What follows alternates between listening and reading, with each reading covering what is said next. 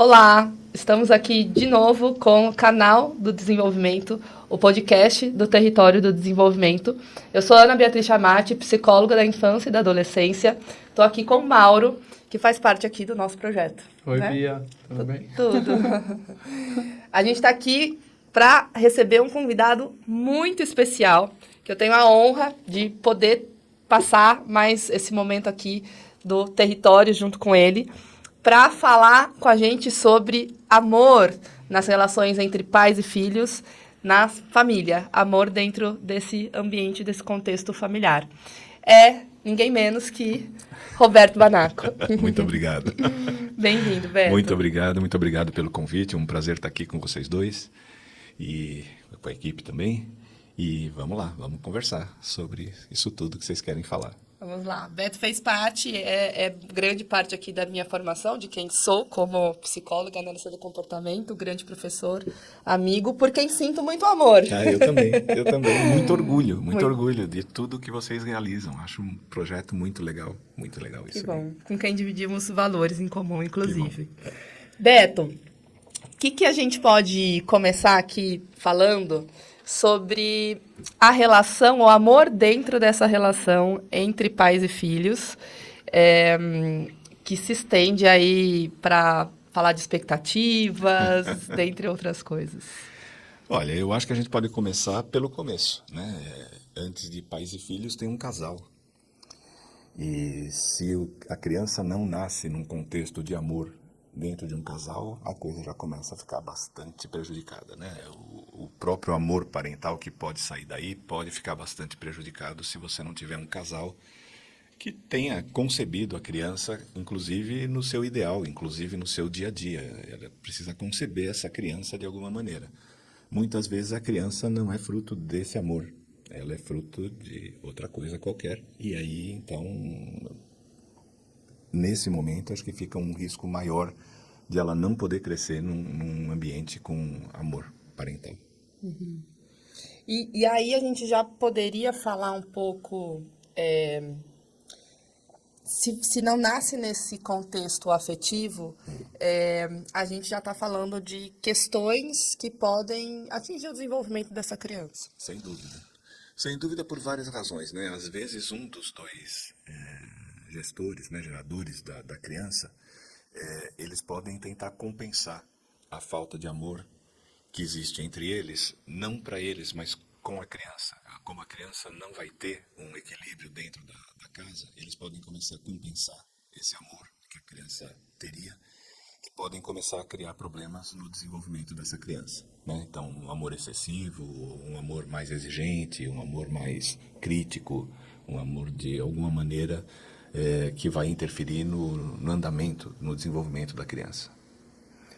É interessante você falar de amor, porque eu fico pensando muito no significado, na representação do amor para as pessoas, né? Para os casais, para as famílias. E muitas famílias têm essa ideia que é quase primitiva, mas quando você vai cuidando, pensando, lendo a família, discutindo, você vê que esses amores, né, das famílias representam muitas outras coisas. Às vezes representa uma norma, às vezes representa um ideal ou uma imagem de a pessoa sendo uma mãe ou um pai de tal jeito. Às vezes representa uma compensação em relação a dar o que não teve.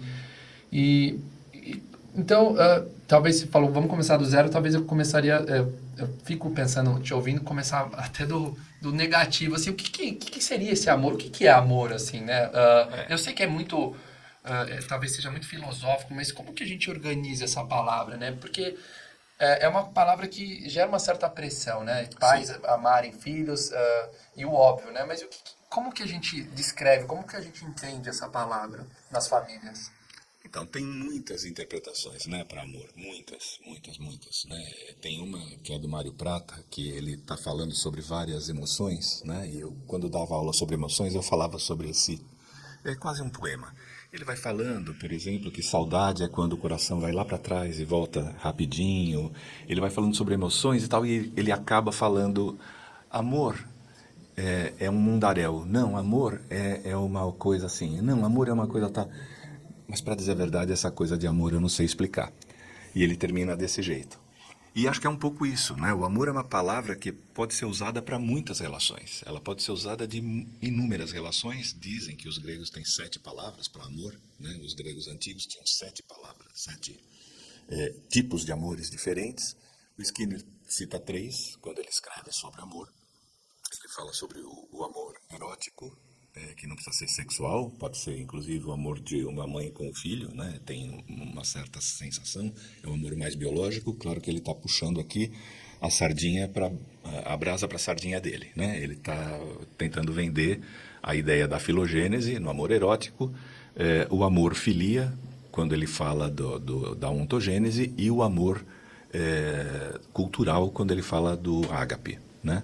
Então ele fala de 3 amores, ele está falando de tudo isso. Mas eu quando estou atendendo meus clientes, eu costumo fazer uma descrição que é funcional também, mas eu procuro fazer com eles uma identificação de 2 pilares do amor, que eu acho que tem que ter no amor de qualquer maneira. O primeiro é a admiração, quando a gente está falando de casal. Admiração. Sem admiração você não ama, né? E o segundo é o cuidado. Você é meio impelido a cuidar do outro. Você tem uma vontade de cuidar do outro, tá? Então, sem esses 2 pilares, não tem amor. Às vezes tem ternura quando tem só cuidado. Muitas vezes o amor se desenvolve, né? A relação amorosa se desenvolve, mas acaba a admiração. Por várias razões. Ou porque houve uma traição, ou porque... E traição de vários tipos, né? Tem muita traição que é econômica, por exemplo, né? Tem muita traição que é de valores mesmo, né? A gente vive aí momentos em que vários casais tiveram uma certa dispersão por causa de valores políticos e anteriores a eles. Então, você tem aí uma questão da admiração que ela pode quebrar numa relação. E mesmo assim permanece um cuidado. Mesmo assim eu me sinto impelido a cuidar daquela pessoa por toda a história, ou às vezes porque constituí uma família e tem uma outra coisa agora que é um outro amor, né? Agora eu tenho uma família para cuidar, eu tenho várias tarefas para partilhar aqui, para a gente poder fazer e levar em frente aquele projeto de uma família agora com vários indivíduos ali, 1, 2 ou 3. Desculpem. Então, eu acho que, partindo desses 2 pilares, a gente começa a entender um pouco o que é esse amor agora do casal, né? Com o filho, você não precisa ter a admiração, né? É bom que tenha, mas você não é necessário que ele exista, né? Ele começa com o cuidado. E quando você desenvolve uma admiração pelo seu filho, melhor, tá? Mas muitas vezes a cultura faz as pessoas solaparem essa admiração. Então, por exemplo, quando elas vão compensar e elas querem, sei lá, que a criança se saia bem na escola. Uhum. Então ela vai fazer a lição pela criança. E aparentemente a criança se sai bem, mas a admiração dela pela criança não cresce, porque ela não deixa a criança agir. Então isso faz com que esse amor mais completo, vamos falar assim, não aconteça, ele não role, porque a própria pessoa que está ajudando a criança a fazer a lição, ela mata aquilo que ela pretende. E muitas vezes faz isso por outras motivações, que é o amor próprio, né? Eu quero que meu filho pareça para os outros alguém melhor do que ele é. E quando eu elaboro e as pessoas não elaboram isso, né? Porque quando elas elaboram isso, elas já estão percebendo que o filho não é quem ela queria ser, quem ela queria que fosse. Tudo bem? E aí você tem compensações. Aí vem culpa, e aí eu tento compensar com mais carinho, com mais cuidado, com mais não sei o quê, e continuo matando o desenvolvimento da criança, né? Eu continuo fazendo com que a criança não cresça. Ela não cresça enquanto gente, enquanto pessoa, né? Então tem muitas coisas envolvidas aí nesse criar as crianças que a gente precisava estar atento. Roberto, me fez pensar, o Solomon, ele fala... no livro Longe da Árvore de Identidade entre Pais e Filhos, ele fala que quando os pais eles entram nesse momento de ter um filho, de compreender que é um ato de reprodução, eles estão muito focados com a compreensão de que eles estão reproduzindo algo que vai ser semelhante a eles. E quando eles abrem para entrar em contato com uma produção, eles estariam, né, bem no começo do livro ele traz uma frase bem bonita sobre isso, abrindo espaço para uma aceitação para o que esse filho será, independente de quem eles são. E ele vai falar da identidade vertical e horizontal. Então, a vertical é aquela identidade que eu tenho, que é semelhante a... E aí entra valores, genética e tudo mais. E a horizontal com pares, que se distancia da família. Quando você dá esse exemplo da nota na escola, acho que envolve o amor próprio da mãe, mas tá rígida. Ou do pai, né? Ou do pai, de quem for. Tá rígido dentro do que eu quero que meu filho seja, né? E como eu fico pensando em como é possível amar, que forma é essa de amar, e aí linguagens de amor que existem, em que eu não abro mão da minha expectativa e não entro em contato com a realidade de quem esse filho é. Então, é que eu não abro mão da expectativa porque a expectativa existe e ela incide sobre a família. Ela incide sobre os membros do casal. Não tem como ter filho sem expectativa. Não também. tem. Eu falo que ter filho é a mesma coisa que ser goleiro. Uma hora ou outra você vai levar gol, você vai levar frango, tá? E vão te cobrar o tempo inteiro pelo erro do teu filho. Então você acaba sendo avaliado por coisas que outra pessoa faz, porque é da sua alçada, é da sua responsabilidade fazer com que aquela pessoa faça determinadas coisas ou não faça determinadas outras, né? E você reproduz os valores da cultura que vão aparecer ali na família, né, nos membros do casal, tendo que reproduzir no comportamento do outro coisas que às vezes nem eles próprios conseguiram desenvolver. E esse é um conflito muito grande. Porque aí, ao mesmo tempo que você quer amar o teu filho, você vê que o teu filho te frustra, teu filho te faz ser mal avaliado, teu filho faz você passar vergonha. Porque é você quem passa vergonha. O filho faz o errado e quem passa vergonha, todo mundo olha para o pai e para a mãe e fala, você não vai fazer nada, né? É desse jeito que a coisa acontece. Então, essa pressão, ela ocorre o tempo inteiro, mesmo depois de adulto. Mesmo depois de adulto, principalmente quando escolhe parceiro. Quando escolhe parceiro, então é um caos, porque aí sai completamente do imaginário do pai e da mãe e aí pronto. Aí você tem aí uma batalha enorme, né, para desenvolver, mas isso está lá na frente, né? Antes disso, você tem todas as habilidades de cidadão, todas as posturas de um cidadão que a cultura espera que você desenvolva, né, uma civilidade que a cultura espera que você desenvolva. E que às vezes, em algumas famílias, acaba sendo, por cuidado, ela acaba sendo solapada, né? Essa postura do cidadão, ela acaba sendo amaciada pela família, porque não é uma postura fácil, né? Se colocar como um cidadão na sociedade é uma coisa demandante, e as famílias tendem hoje, né? Elas tendem a abrir concessões para os filhos. Abrir concessões para que eles sejam mais felizes, para que eles não sofram, para que eles não passem por aquilo que os pais passaram, enfim, vai indo por aí, né? E aí, então, fica uma tarefa muito difícil, porque na hora que o filho sai sozinho, ele não sabe nada. Ele não sabe fazer nada, né? Ele está completamente podado. A família foi podando as habilidades que ele poderia desenvolver, e ele não desenvolve. E a base de segurança que ele deveria ter para voltar, né, quando não dá certo, seria o lugar da família. Né? Então, é isso, mas não desenvolve, né? Não. Não desenvolve. Dessa maneira, Dessa maneira, não. Não desenvolve. Você acha possível, Beto, porque eu pensei num exemplo aqui, você alinhar a expectativa com o funcionamento da criança, com quem essa criança é, com o ser, com a essência dessa criança? Eu acho que a grande questão é você dar espaço para a criança desenvolver o próprio repertório. Tá? Não fazer pela criança aquilo que ela poderia ser capaz de fazer. Isso acontece também com o idoso, né? Eu desde cedo, a minha orientadora não era idosa, ela morreu, ela tinha 42 anos. Mas eu falava para ela, deixa que eu levo suas coisas. Ela fala, por quê? Eu posso levar? Eu falo, mas gentileza para você, mas que gentileza, que é isso? Eu sou capaz de carregar minhas coisas? Senão eu não carregava. Então, a ideia é esta, não fazer pelo outro aquilo que ele é capaz de fazer. Seja a criança, seja o idoso, seja quem for.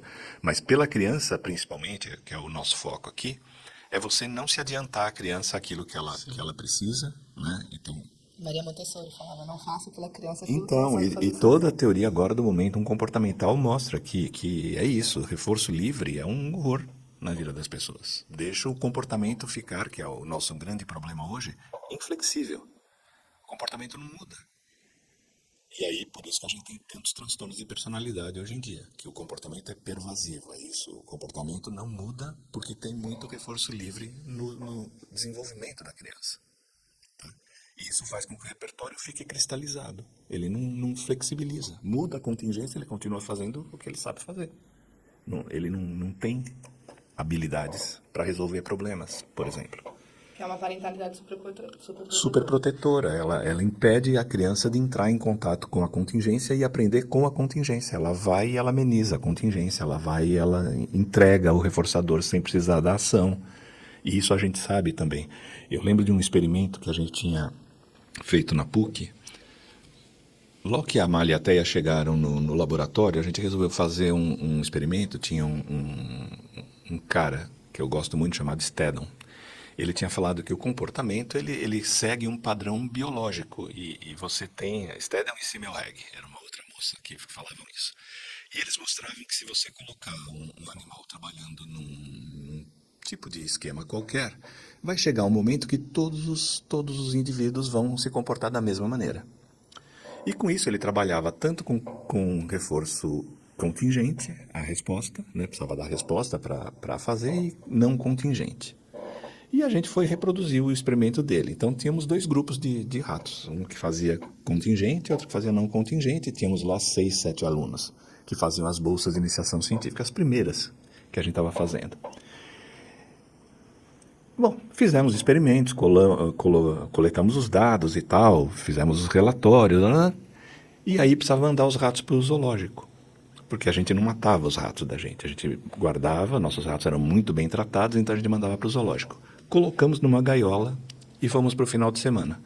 Quando chegamos do final de semana, na segunda-feira, os ratos da gaiola, daqueles que tinham reforço não contingente, estavam estraçalhados.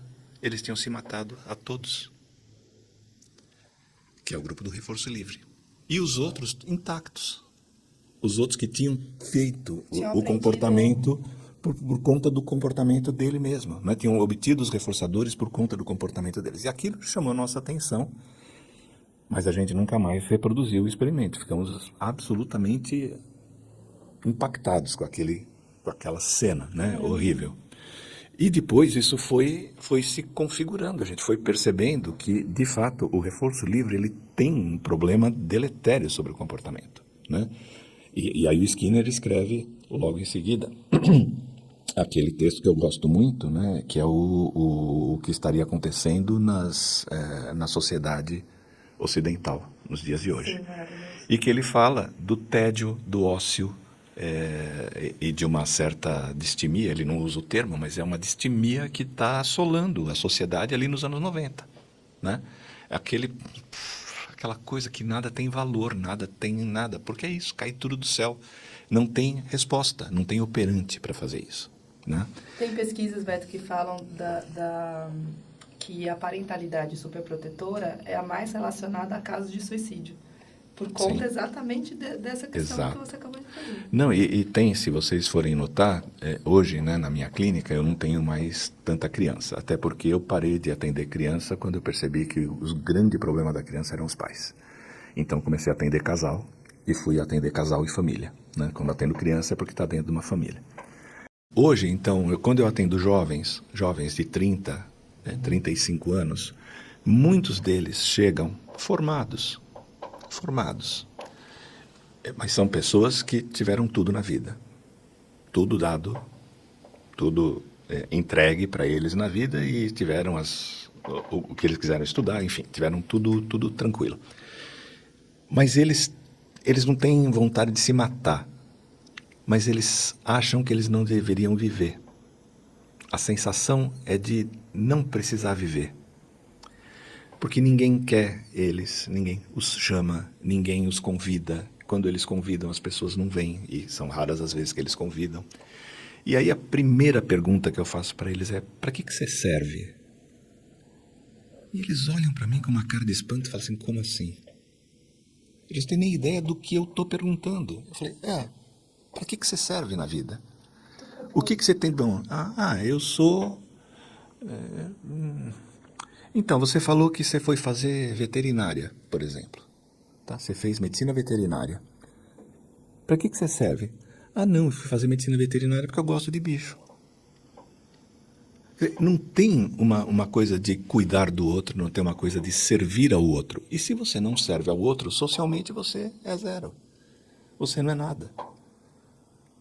E eu falo: para que você serve? E alguns deles falam assim: não, eu não sirvo para nada, as pessoas servem para mim. Eu falo: então, esse é o problema.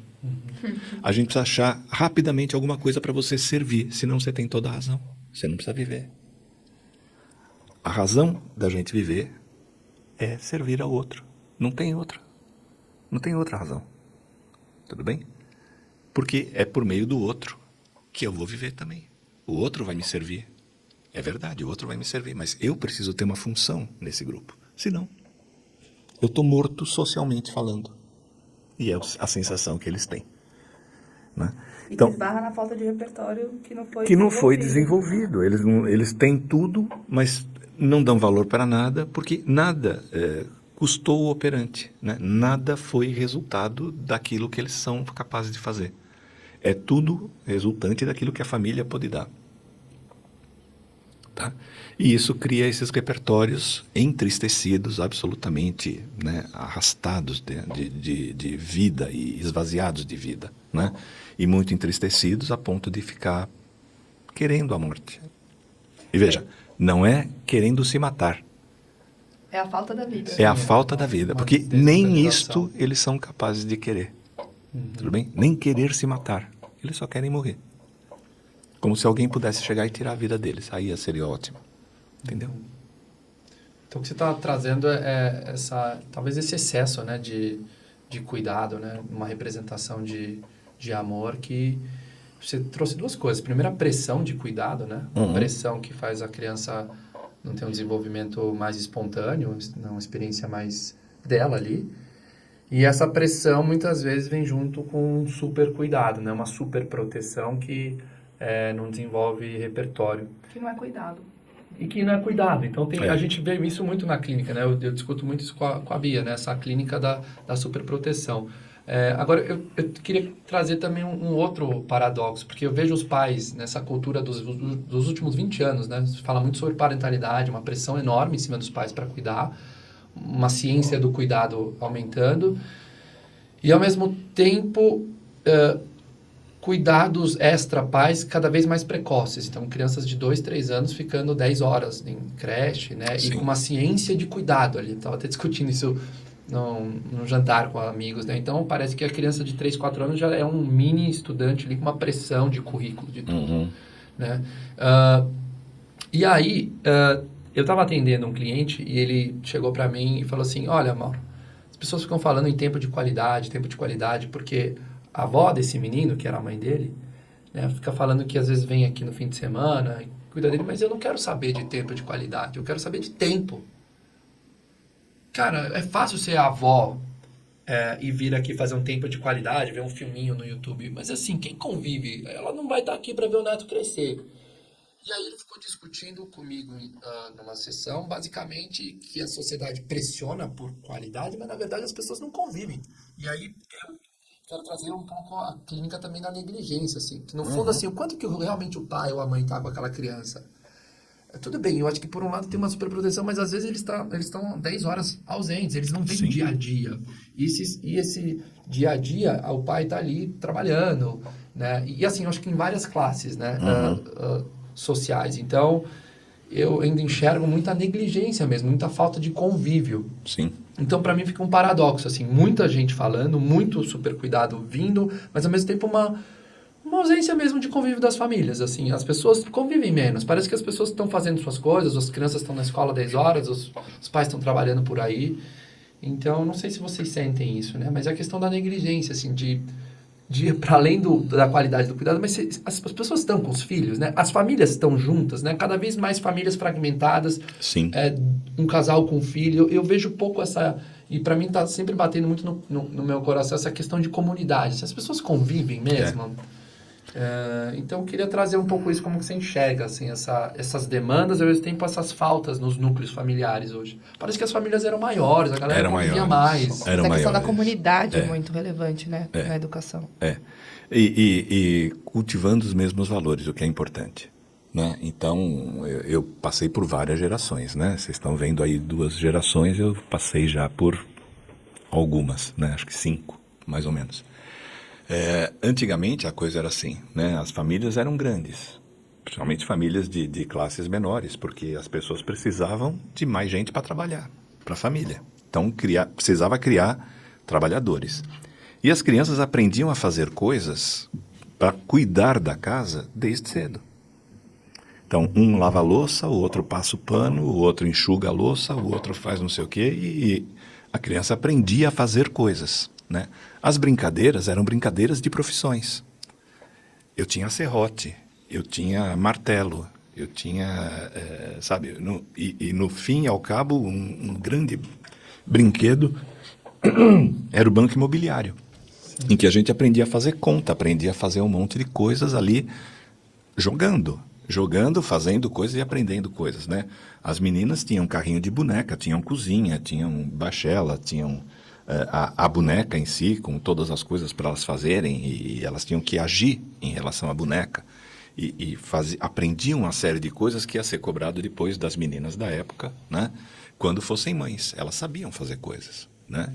E os meninos não podiam saber aquilo também, tinha isso, né?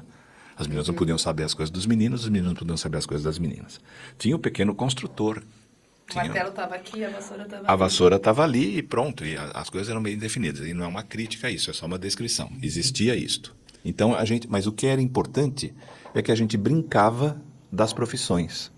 Você brincava de professor, você brincava de médico, todo mundo brincou de médico. Você brincava de fazer coisas que você ia aprendendo a como agir no mundo, socialmente falando. Mas, mais do que isso, você fazia coisas. Tá?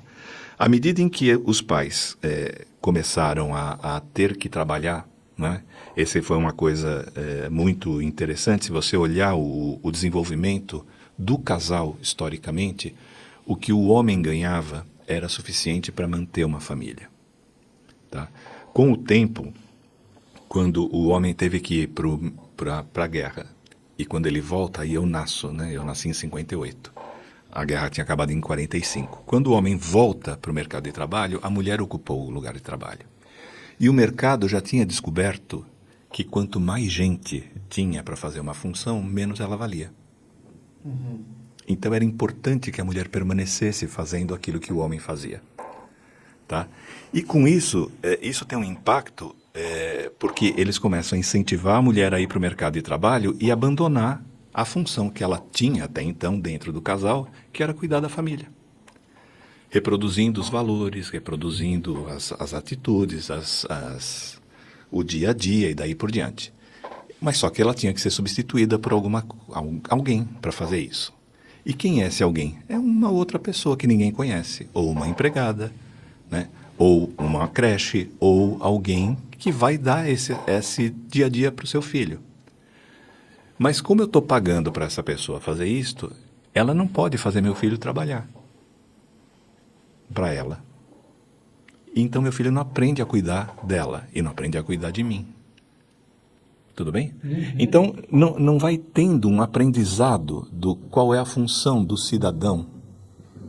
Cidadão, não político. Cidadão. Responsabilidade, Não talvez, existe. E você participar daquela comunidade. Você participa que nem Jesus no berço.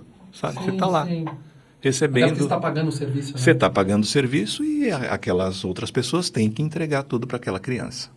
E o limite desse lugar é muito diferente do limite parental. E começa a ter, além disso, funcionário ali, né? além disso, tipo, exercer. A terapia, o funcionário, a babá, é Isso. outro lugar. E temporalmente vai acontecendo que a mulher que pode pagar este serviço, ela não quer fazer esse serviço. Porque esse serviço é menor do que aquele que ela faz. Entende? Então ela não quer exercer. Por isso que fica essa família que quando chega em casa, claro, está todo mundo cansado, todo mundo quer ter um momento que seja individual, e nesse momento individual não está incluída a tarefa de pai. Não está incluída. Eu fui aprendendo a ter uma tarefa que é minha, voltada para mim, então eu quero ver o meu livro, eu quero ver o meu jornal, eu quero ver o meu jogo, eu quero ver qualquer coisa. Menos ser pai. Menos o meu filho. Menos o meu filho, que vai me causar todas aquelas frustrações, porque ele não aprendeu, porque ele não fez, porque ele não aconteceu, porque não sei o quê. É muito interessante porque você fez um link, né? Então, ao mesmo tempo que tem a superproteção, que esse pai pode, às vezes, fornecer através de serviços, tem a falta dele nessa função parental, né? Então, aí você fez um link dos dois juntos. Você fez um link do abandono. É Então, interessante. Você o contou uma abandono, história que parece que vem- o abandono ele vem embrulhado em superproteção. Ele é um pacote lindo de uma bomba que vai explodir daqui a pouco. Entendeu? Você vem com superproteção, mas o que está lá dentro é a nulidade. O que está lá dentro é que vai explodir e meu filho vai ser um incapaz de fazer qualquer coisa. Né? E é isso, né? Os dados são horrendos, né? Só para falar dos anos 2000, a prevalência de transtorno de personalidade nos Estados Unidos era de 16% da população. 16%. E o estouro, a partir de 2010, tem esses dados de comportamento de risco, né? De autolesão, Tudo. de suicidalidade, que estão gigantes aí nos últimos Exato. 15 anos. E Jay Né? Gray, ele é um autor que ele faz uma relação entre a saída das famílias desses lugares de comunidade, de êxodo, né? E da formação das cidades, a diminuição do brincar livre na natureza e o aumento de transtorno psiquiátrico e de ansiedade. em Maravilha. jovens, né? É isso. Beto, eu vou trazer uma frase que eu ouvi você dizer já, que eu acho que tem muito a ver com tudo isso, que é ouvir com os olhos. De você... Vou deixar você falar. Tem muito a ver com isso. Então, eu acho que a maior sabedoria que a gente pode desenvolver na vida é aprender a observar. O comportamento fala muita coisa que a fala não fala. Eu estava discutindo hoje com um casal que eu estava atendendo pela manhã e estava falando isso. Não, mas meu filho não fala nada. E eu falava, mas você está dizendo que você vê o seu filho falando. Não, mas o que eu falei? Eu falei, você fala, vamos fazer tal coisa, ele procrastina. Por que a gente procrastina alguma coisa? Você acha que ele gosta de fazer o que você está convidando? O comportamento dele está falando, não gosto. Mas ele pode falar que não gosta? Imagina, dou-lhe uma muqueta. Falei, então, ele não pode falar, mas os seus olhos te mostram. Então, a observação, ela é a rainha do conhecimento. Se você observar, você entende tudo o que está acontecendo. Por isso que eu falo, escuta com os olhos. Aprenda com os olhos. Porque o verbal engana. É muito fácil falar eu te amo. É muito fácil. Mas é fácil passar o dia inteiro do teu lado? É fácil fazer coisas que você gosta de fazer? É fácil te convidar para fazer coisas que o outro gosta de fazer e você vai fazer? Sabe? Agir como alguém que ama é muito difícil. É muito difícil. Mas falar eu te amo sai muito fácil. O pai que chega em casa e não quer o filho na frente vai falar, eu te amo. Não quer. Não, meu filho gosta de futebol e eu não gosto. Tá bom. Então, ele não vai participar de uma boa parcela da vida do filho. Tudo bem? Se ele não substituir atividades junto com o filho em outras categorias, pronto, ele não tem ligação com o filho. Né? Não tem como exercitar o amor. Não tem como se comportar amando. Tá? E fica esse vácuo. Mas ele fala, meu filho, eu te amo. E o filho responde, eu também te amo, pai. Cada um para um canto. E aí não tem o cuidado. Né? Nesses casos, não tem o cuidado. Parece que tem. Parece que tem. Não, eu nem olho, eu nem vejo. Eu escuto meu filho falando. Né? Você pega um boletim de escola, né? E ele é um mar de sangue. Tudo bem, só nota vermelha. O que isso quer dizer? Meu filho é preguiçoso? Não.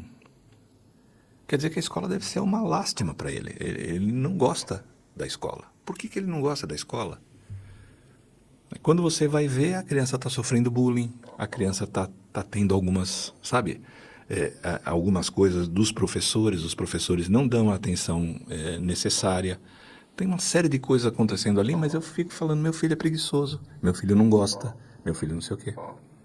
Tá? Mas se eu perguntar para ele, ele vai falar, não, eu gosto, eu só não consigo. Não precisa falar, eu não consigo. As notas dizem. As notas dizem. Mas essa é outra coisa que eu também falo por aí. Então, juntar com olhar com os olhos, escutar com os olhos. Eu teria vergonha de um aluno meu ter nota vermelha. Porque quem botou na banca lá, aqui, em vez de Madame Zonara, eu coloquei, sou professor, eu tenho que ensinar. Isso aí é do Silvio Botomé. Silvio Botomé, uma vez, na PUC ainda, eu estava no 2º ano de faculdade, e ele estava ensinando, era alguma coisa ligada com educação. Né? E a gente tinha um estágio, tinha que observar o estágio. E eu cheguei, na PUC, os professores tinham um péssimo hábito de fumarem dentro da sala e apagarem o cigarro na mesa. Então a mesa era toda marcada, assim, né? Não que o Silvio fumasse, ele nunca fumou, eu também não. Mas eu chego na sala para fazer o estágio, escrevi alguma coisa qualquer e o Silvio falava para mim assim, com aquele jeitão dele, né? Roberto, aqui tem uma mancha. Aqui tem um lenço de papel. Limpa essa mancha. E eu peguei o lenço de papel, passei. Você limpou? Falei, eu limpei. Ele falou, a mancha saiu? Falei, não. Então você não limpou. Assim é a educação. Você pode ensinar, mas se o seu aluno não aprendeu, você não fez nada. Aquilo ficou tão marcado na minha cabeça, tão marcado na minha cabeça. Você é o profissional da relação. A sua obrigação é fazer seu aluno aprender. E você se vira para fazer o aluno aprender. Você tem que criar contingências para que ele aprenda. Né?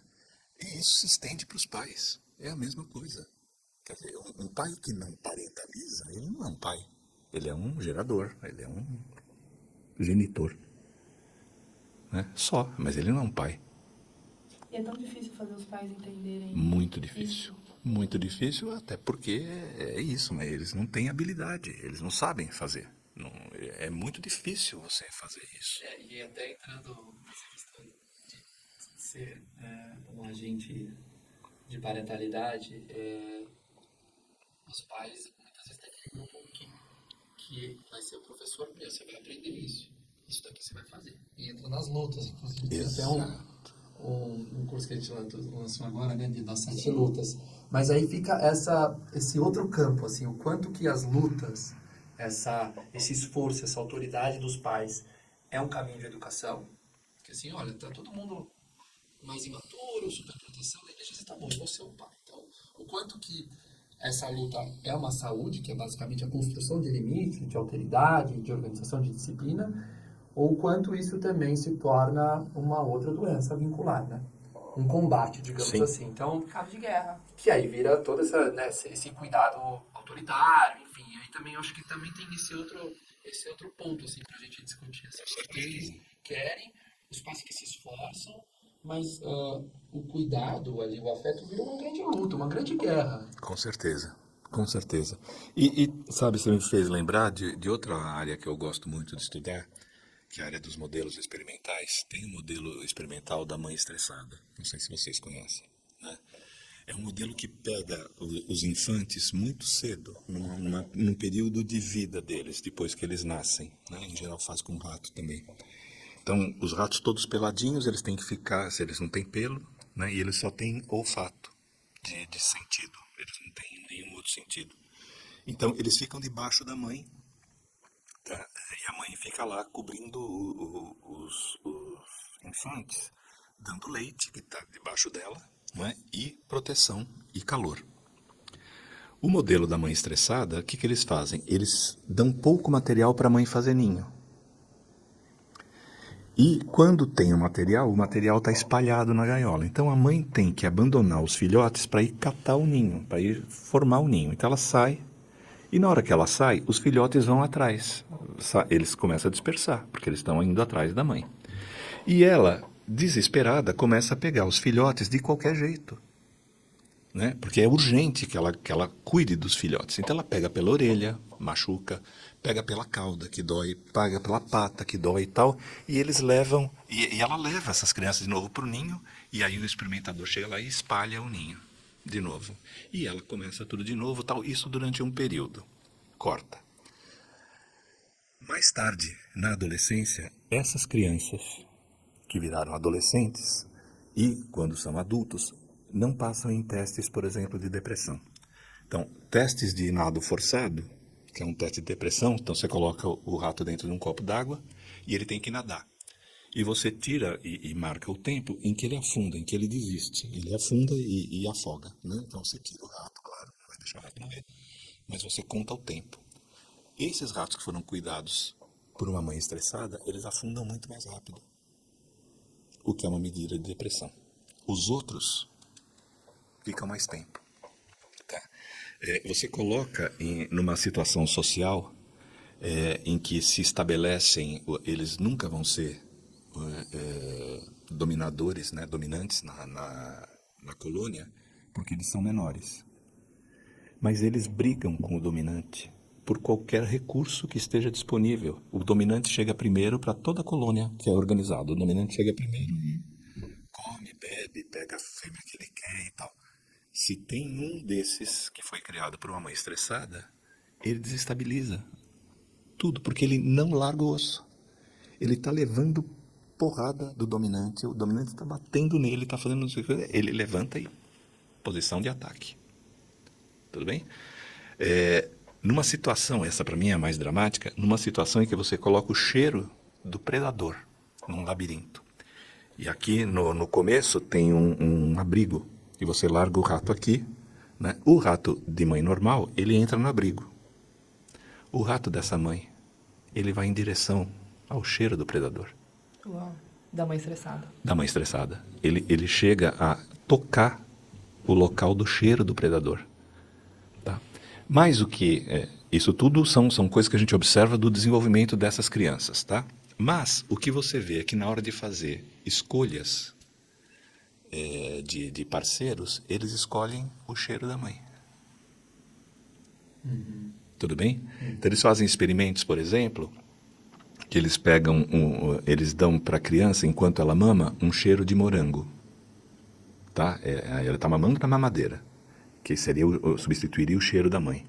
Tá? E aí depois, na vida adulta, ele dá para a criança, para o cara, né, escolher entre o cheiro de morango e o cheiro de maravalho ou qualquer outra coisa, ele vai atrás do morango. Mesmo que a mãe tenha machucado ele na infância. Né? E é neste período de vida. E se você for olhar, as crianças que hoje têm um diagnóstico de borderline, elas foram mal maternadas entre 1 e 2 anos, entre 0 e 2 anos. Muitas mães suicidas, muitas mães com depressão pós-parto, tá? E sem nenhum adulto cuidando dessas crianças nesse período. Elas vão desenvolver border. Tá? E vão escolher pessoas parecidas com a mãe. Tudo bem? Porque, segundo a interpretação do modelo, é porque essa condição toda fica associada à sensação de proteção. Eu me sinto protegido, porque a única proteção que eles tinham era a mãe, com aquele cheiro, com aquela pessoa.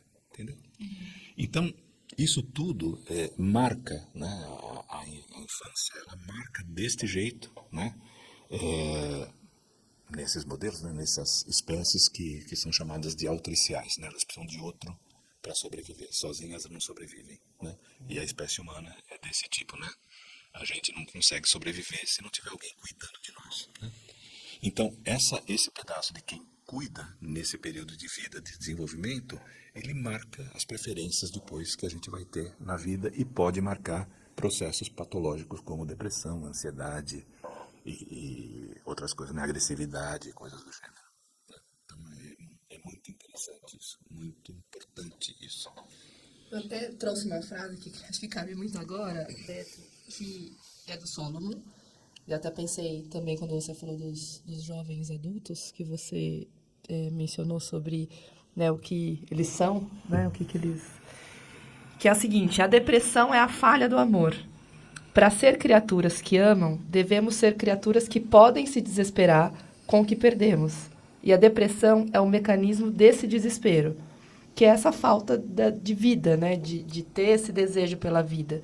E aí o Solomon, é uma frase do Solomon, ele vai falar que o fato de ele saber que ele é amado e de poder amar, ele traz como um antidepressivo, Uhum. que está ligado à possibilidade, à compreensão de que eu tenho valor no mundo. Sim. Que eu acho que... E eu até fui mais longe, porque o Stuart Brown ele vai falar que a criança que deixa de brincar, ela deixa de aprender a desejar e de se encontrar na própria essência e na curiosidade. E a depressão é a morte do desejo. É a frase que ele traz. Como que tudo isso se... Falando de patologias, né? É uma falha no lugar do amor. Então, é uma falha no lugar do amor e que eu não aprendi a exercitar. Quando eu não aprendo a cuidar do outro, ou quando o meu cuidado não é valorizado pelo outro, eu desisto de cuidar. Entende? Então, é uma questão de você ter uma autoestima, um apego seguro. Né? O Denis gosta muito dessa imagem do apego seguro, ele fala muito disso. Então, eu sei que aquilo que eu vou fazer será valorizado. Eu sei que aquilo que eu sei fazer é valorizado por alguém que me valoriza, por alguém que eu valorizo, por alguém que tem um sentido na minha vida, né? Então, isso tudo vai dando pra gente uma série de coisas que são o antídoto para a depressão, né? Uma autoestima bem estruturada, né? Um repertório de solução de problemas bem estabelecido, tá? Eu posso até baquear, mas eu encontro solução, eu vou ser criativo, né? Você é uma pessoa que sempre me marca com a sua criatividade, né? E com o seu jeito de ensinar criatividade para as pessoas. Eu acho maravilhoso o que você faz.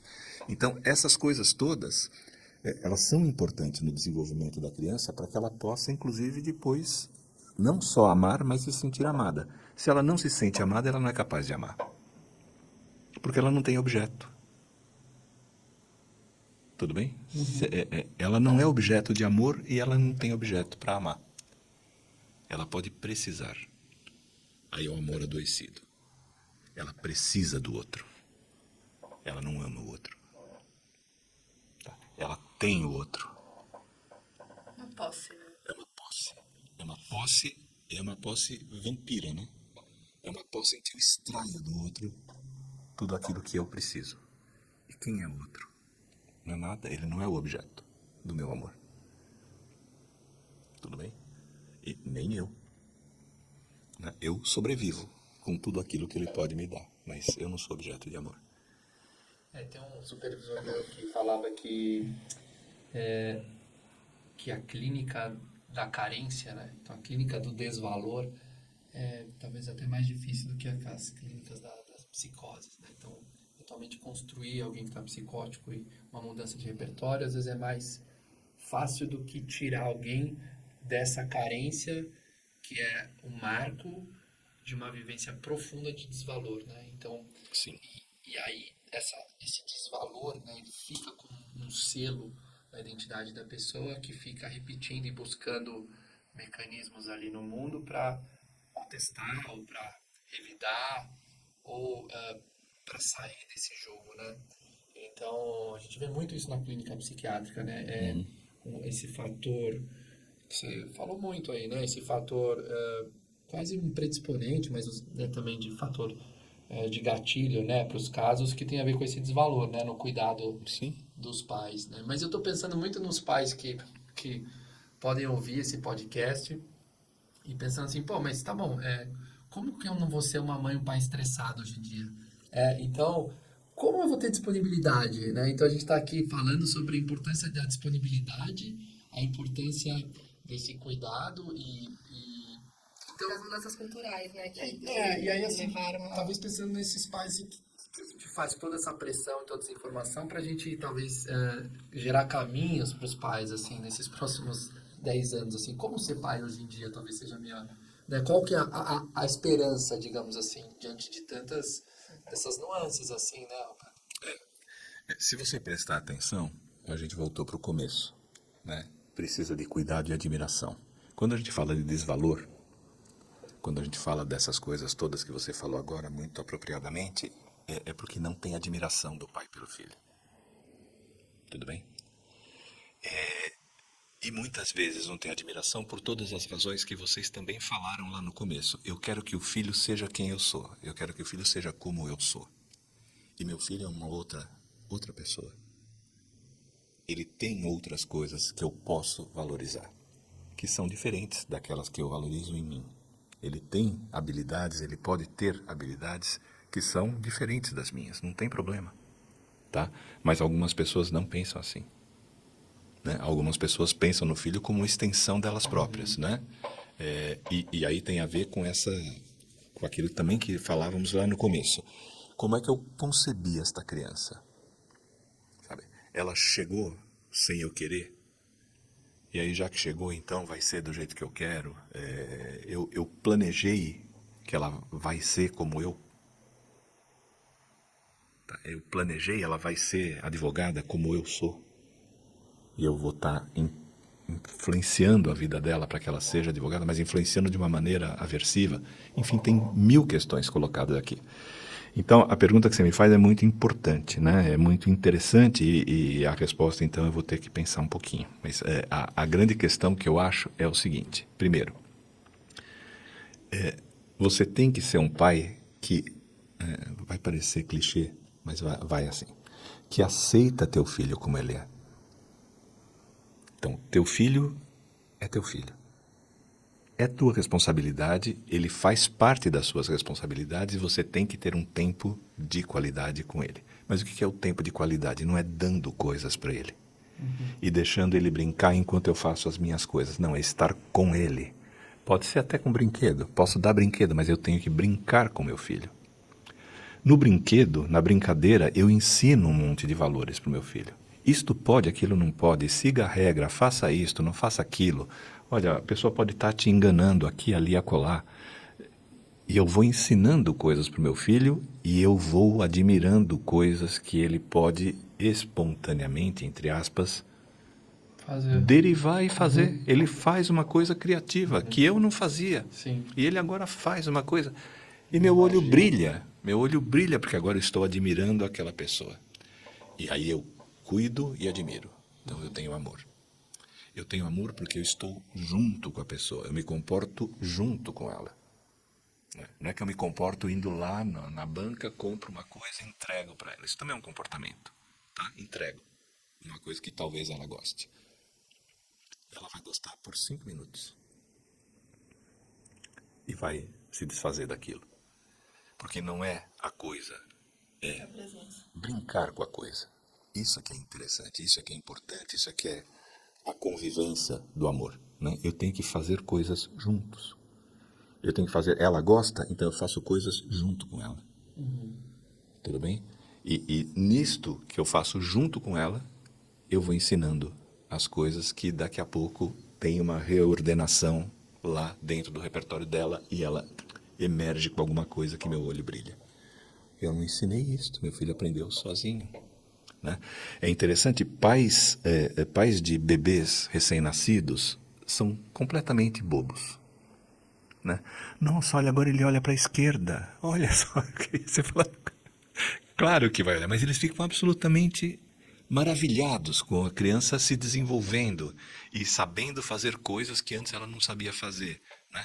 Mas isso dura até no comecinho da infância. Né? Ali começou a infância, ela já começa a atazanar. Ela começou a ter autonomia, eu já não posso deixar ela correr, eu já não posso deixar ela ir perto da escada, eu já não posso deixar ela não sei o quê, e ela começa a me atrapalhar. Ela começa a fazer um monte de coisas que eu não quero que ela faça. E aí eu corto as pernas e corto os braços do meu filho. Dou uma tela na mão dele e pronto. E ele não se comporta. Aí ele vai ter aquilo que o Skinner falava. Ele aperta botões. É tudo que ele sabe fazer. Tá? Mas não sabe resolver problema, não sabe interpretar, ele não sabe... Ele tá vivo hoje, né? Ele aperta botões. Exatamente, exatamente. Mas eu acho que aquele texto, ele é maravilhoso. Sim. Ele é maravilhoso, porque ele vai mostrando isso. Quando você quebra a conexão entre o operante e o reforçador, você está numa extinção do comportamento. E por isso a depressão. Eu não preciso fazer nada para obter o que eu preciso para viver. Tudo bem? E isso é a depressão. As coisas caem. As coisas caem, as coisas caem. Mas eu fico, como toda extinção, eu fico agressivo. Eu fico irritadiço, eu fico, sabe, amargurado, eu fico insatisfeito com a vida, tá? A ponto de falar, eu queria morrer. O poço do amor. Exato. Tá. Então, percebe, tudo isso tem a ver. Se você quer admirar teu filho, deixa ele aprender. Claro, com segurança, você tem que cuidar do seu filho, você não pode deixar ele se arriscar. E tem que Tá? achar outro equilíbrio nisso, né? Porque você trouxe pais que trabalham 10 horas e tem que achar outro equilíbrio Sim. para presença, para estar Sim. junto. Sim. Sim. Outra equação aí, né? Para presença, para ter capacidade de estar com o filho, né? Mas isso também, eu acho que tem um outro tipo de amor. O pai precisa amar ser pai. Muitos pais não amam ser pai. Acham um fardo, acham um saco. Eu não quero. Porque frustra, porque me desvia do meu plano individual. Que volta àquela questão do que é o amor no Volta fundo, aquilo, né? exato. Que representa ter filho para a sociedade, né? E aí você vai, porque olhar para isso, né, que te fez trabalhar com pais, se ser um pai que não ama ser pai, tem que lidar com isso. Exato. Mas Antes depois de que tudo. teve, Depois que teve, tá não bom. volta. Ô Beto, a gente tá chegando no fim. Eu queria te perguntar como você vê o nosso papel de terapeuta com os filhos destes pais. E porque somos terapeutas amorosos e o quanto e a gente tem, né, muito hoje teorias ACT que vai trazer muito esse lugar, e você falou do Denis falar de relação de apego, como a gente entra nisso, nessa vida? Então, eu acho que a gente tem uma sociedade doente. Né? A gente tem uma sociedade doente e a gente tem que abraçar essa sociedade de uma maneira que seja amorosa. Eu tenho falado muito ultimamente que é muito difícil, é muito diferente você entender um evento e você compreender um evento. Tá? Entender está longe. Eu entendo esse copo. Tá? Compreender eu trago para mim. Tudo bem? Eu trago para mim e eu me ocupo disto aqui. Com cuidado, e eu vou fazer isso aqui desenvolver para admirar. Tudo bem? E aí, se você quiser, voltamos para o amor. Então, eu tenho aqui na compreensão, eu tenho o amor. Tá? Eu tenho que cuidar dessa sociedade. Porque o pai não faz também por outras razões. Né? Atendendo famílias e atendendo casais, a gente vai percebendo que não tem vilão na história. Sim. Né? Todo mundo é fruto de uma história que vai acontecendo, e a gente tem que segurar os pratos. E nós somos as pessoas que podem entender e descrever, e elas podem compreender. Então, o nosso papel é compreender. Traga a família, é a família o seu cliente. É aquele pai que sofre porque ele tem uma corrida individual com todos os irmãos dele para saber quem é que vai ganhar mais, e ele tem uma profissão que o outro irmão teve não sei o quê, e ele tem que trabalhar 12 horas por dia. E ele não tem tempo para o filho, porque ele tem uma saga pessoal ali, só que ele constituiu família. Então, tem que arrumar isso aqui. Como é que arruma? Aos poucos. Então, dá uma olhadinha no teu filho. Tá? E se ele der uma olhadinha pro filho, nossa, que coisa maravilhosa, você conseguiu. Dentro daquilo tudo que você faz, você conseguiu. E algumas vezes ele faz aquilo que a criança fez com o pai, que eu relatei, espontaneamente. Veio um dado de que espontaneamente ele resolveu então acordar no domingo e levar o filho para correr junto com ele. Bom, pronto, eu não falei nada, aquilo aconteceu. Eu vou cuidar desse pai como cuidaria da criança que está aprendendo uma coisa espontânea. Tudo bem? Esse é o nosso papel, isso é a compreensão. Eu percebo que alguma coisa aconteceu e eu demonstro a admiração por aquilo. Tudo bem? Esse pai vai se sentir valorizado. E provavelmente o comportamento dele vai ser reforçado. E aí ele tende a repetir. Tá? E vai ser reforçado não porque eu gostei, mas porque o filho gostou. Você viu o teu filho, o que foi acontecer? Ah, imagina que depois ele veio, pela primeira vez, ele veio e dormiu no meu peito. Poderia entender isso aqui e falar assim, então você está vendo? Você está vendo, se você não faz nada, seu filho não vem para o teu peito. Se você faz, ele vem. Ou eu posso compreender. Puxa, mas que coisa legal que você está me contando agora. Quer dizer que você encontrou um jeito de lidar com teu filho que traz ele para perto de você. É completamente diferente. Então, o nosso papel é compreender os fenômenos. Não culpar um, culpar o outro. É porque o filho é isto, porque o pai é aquilo, porque a mãe é aquilo outro. Está todo mundo sofrendo ali. E quando vem a criança, é isso que eu falo para vocês, não é a criança a geradora. Né? Eu não consigo trabalhar só com a criança, eu preciso trazer todo mundo. Todo esse sistema que sofre a pressão da cultura. Né? São esses indivíduos todos que sofrem essa pressão de cultura. E somos modelo de amor. Podemos ser. Nem todos conseguimos, mas podemos. Sim. Ah, obrigada. Imagina. Eu acho que eu desvirtuei um pouco a conversa. Não, nem um pouco. Nem um Queria pouco. mais. Eu não queria parar, não. Nem um pouco. Tem uma densidade aqui que a gente termina reflexivo, né, Roberto? Assim, Vai além, assim. vai além, né? E esse caldo que a gente gera aqui nessa 1 hora falando com você me faz pensar que a gente tinha que fazer mais isso por aí, sabe? E as famílias, né? Então, quanto mais a gente conseguir falar de relações, talvez a gente consiga transformar as famílias, né? As coisas são tão simples, mas tão importantes ao mesmo tempo, né? Então, que também é uma ideia tão comum, assim, mas... Simples e complexas. Mas a gente, exato, volta ao básico, né? De disponibilidade, de Sim. cuidado e é quem nós somos, a nossa espécie, né? Então, obrigado, foi incrível estar com você aqui nessa jornada, né? Muito maravilhoso. Eu adorei também. Vai dar pra minha vida. Foi muito bacana. Obrigado mesmo, João. Obrigado, eu.